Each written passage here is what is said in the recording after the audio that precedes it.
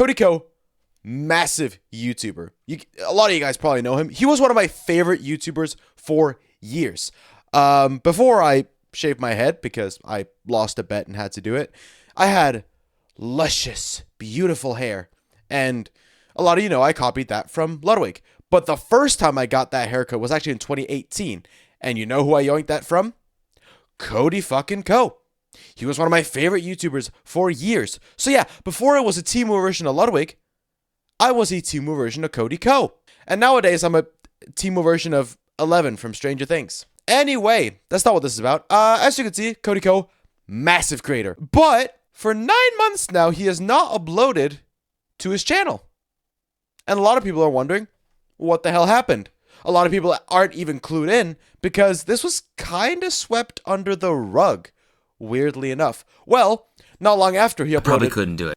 His last video 9 months ago in June of 2024, this all came to a head because Tana Mojo, that's right, Tana Mojo. You guys remember her? She said some things about Cody Ko. This was during her Cancel podcast. That's the name of her live podcast, where she was asked who's the person with the smallest dick you've ever had sex with, and this was her response.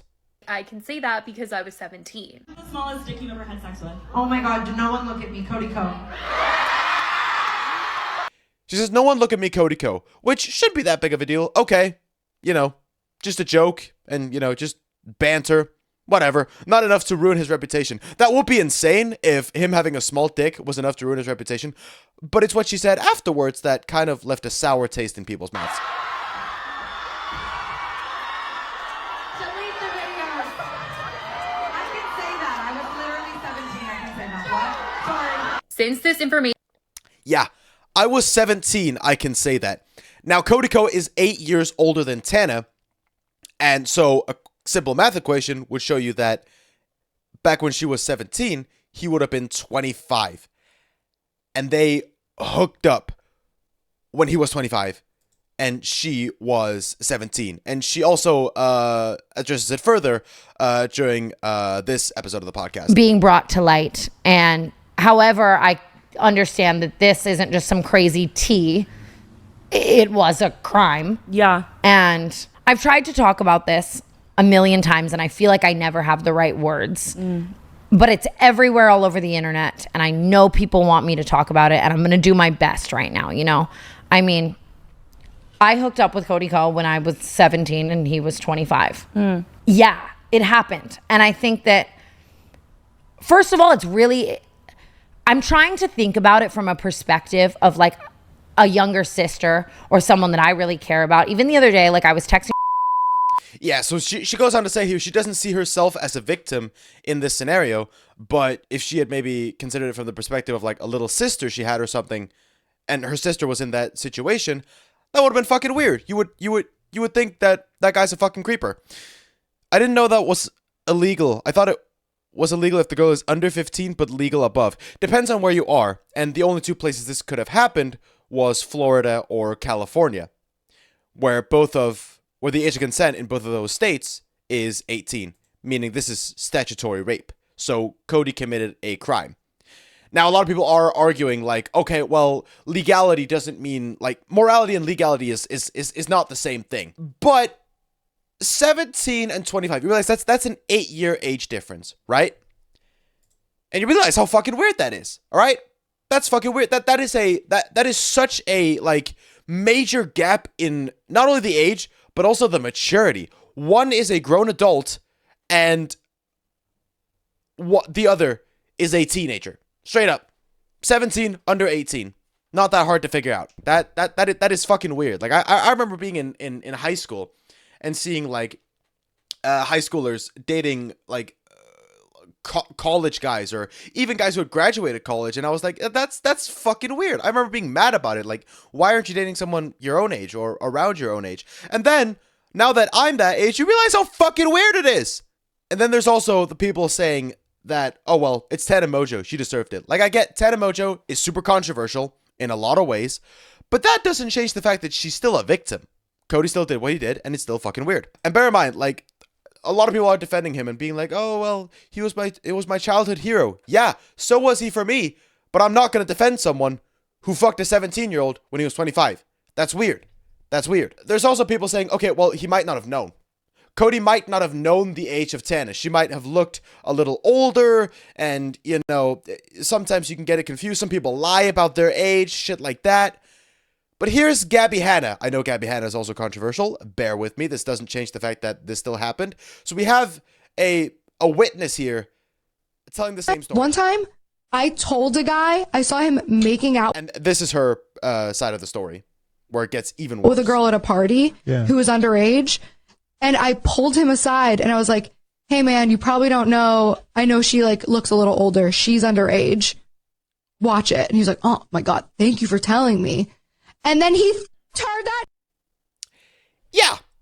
So he was literally told she's underage. And then obviously he dipped for a while. As I said, he didn't upload at all when this came out, and, you know, went with the tactic of staying silent for a while to hopefully help keep it down and sweep it under the rug so he can get away with it.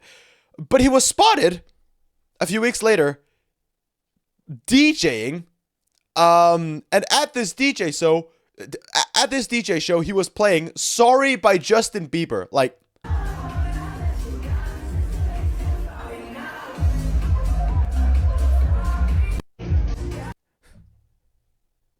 the irony here, like, super insensitive. And for a long time, there was no statement from Cody. He didn't post on social media at all or anything, and the only appearance we saw of him was this DJ show where he played "Sorry," and he didn't say anything about it there either. This was his apology, I guess. As if it couldn't get any worse than the ukulele apology, we have Cody Ko DJing "Sorry," and for a while he stayed silent, and the only statement we really got was on July 27th from TMG, Tiny Meat Gang, which is like Cody's studio that, you know, has a bunch of different like podcasts under their belt, like his podcast, Insanely Chill. And in late July, TMG made this statement saying, "We want to start by thanking all of you for your patience while we're working to figure out the best path forward for the studio. We know it's been a very strenuous few weeks for everyone, and we really appreciate your willingness to bear with us. You're the most creative and incredible group of people, so just thanking the people part of TMG."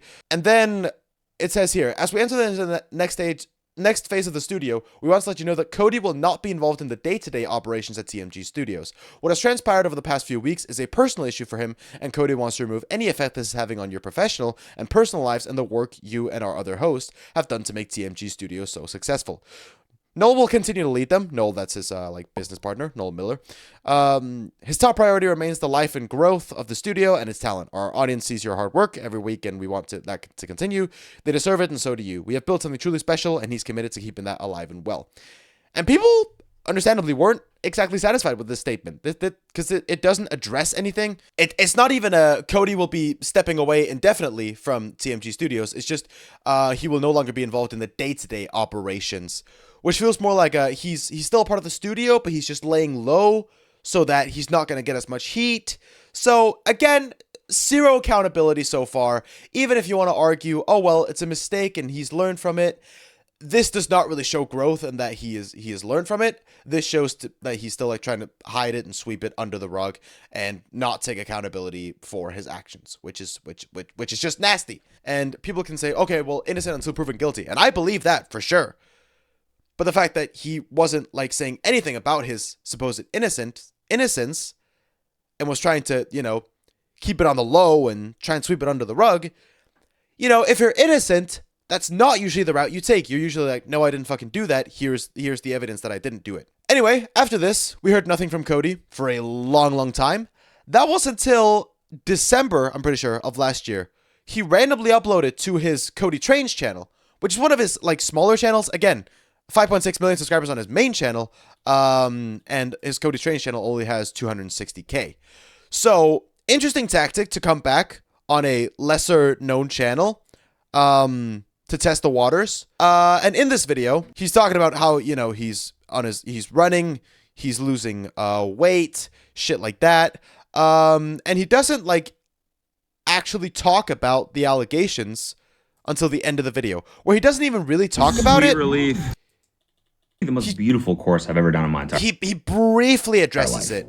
Like I spent the but he still kind of like brushes over it and doesn't go into details on what happened, doesn't give a proper explanation or apology. And the only thing he really says is, I understand if your perception has changed. Valley, I want to vlog the whole process, just like I did for Iron Man.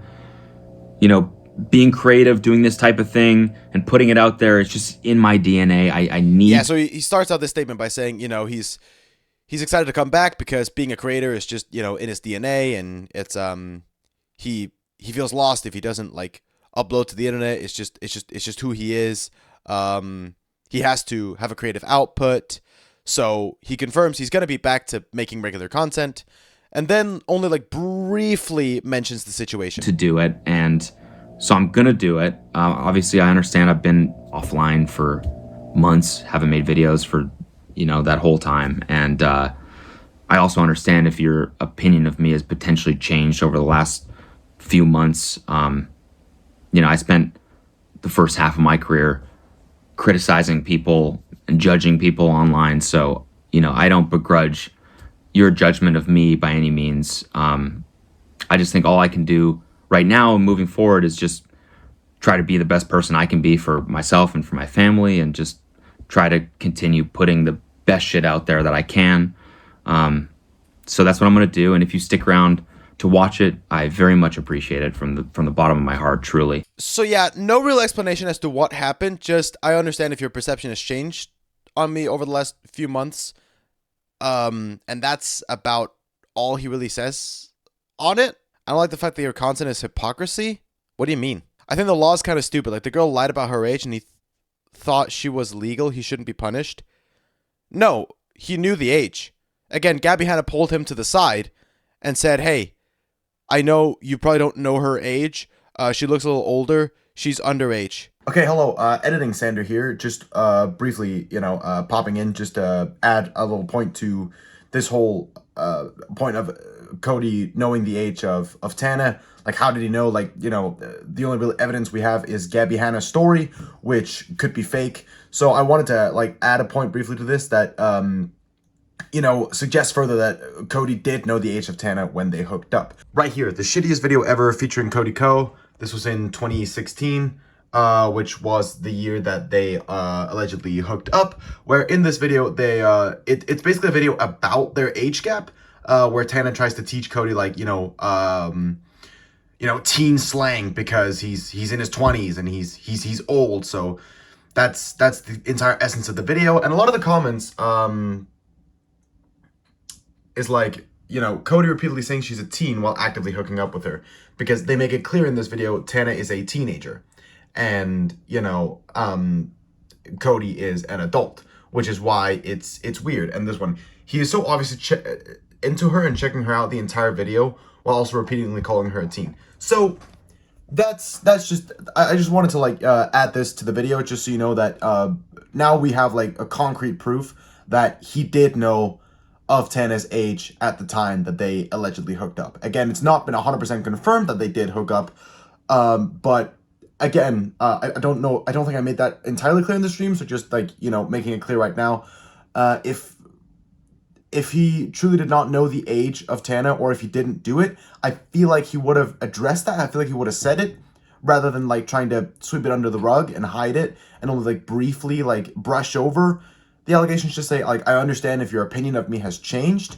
That doesn't really scream, like, innocent. I feel like if he was, he would have said that he was. And not be like, yeah, I understand your opinion has probably changed of me after everything that's happened. So just wanted to add this in here, and enjoy the rest of the video. And he has continued to upload on his Cody Trains channel as if nothing has happened. And obviously the comeback video had a pretty bad like to dislike ratio, but the newer ones, I mean, this is a good ratio. Well, I woke up pissed off this morning. Like, he's getting away with it on this channel. Obviously, he's not uploading to his main channel, probably because he knows that'll get a lot more flack, but he can easily get away with uploading on his other channels, and probably monitoring the comments as well, because I cannot find a single comment about the allegations. And he's also returned on his Cody and Co channel, which has 2 million subscribers. So he's trying to test the waters here on his, like, less popular channels, and then maybe eventually he's going to come back on his main channel. It's the same tactic that Minilad did when he first came back in 2021. He was going on his second channel to upload videos, testing the waters there. And then when he realized, okay, I think I can get away with this, he went over to his main channel again, realized people weren't forgetting, and then eventually finally left. But the fact remains, no matter which channel or channels he's uploading on, Cody Ko is back and he's here to stay.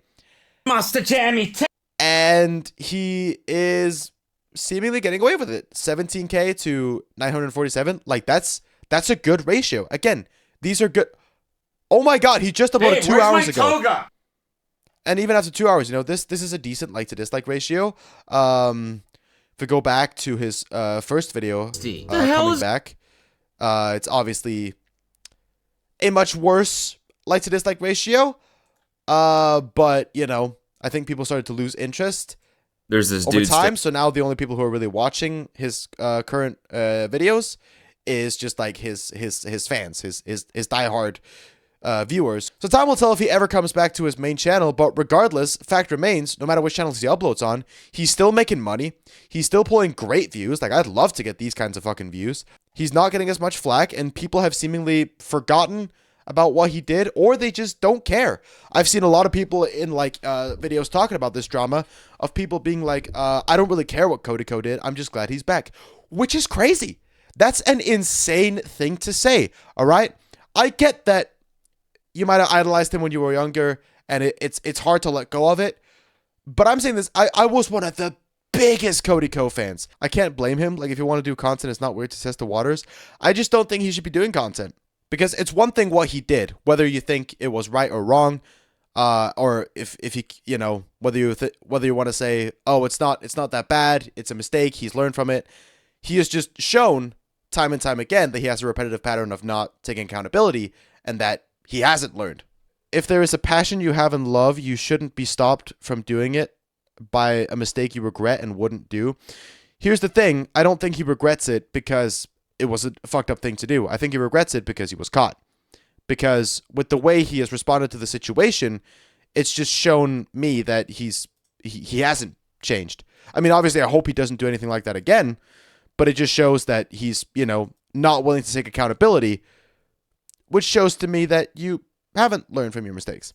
So that's the current update on Cody Ko. So he's getting away with it, and he's probably not going to stop making content anytime soon. So, yeah.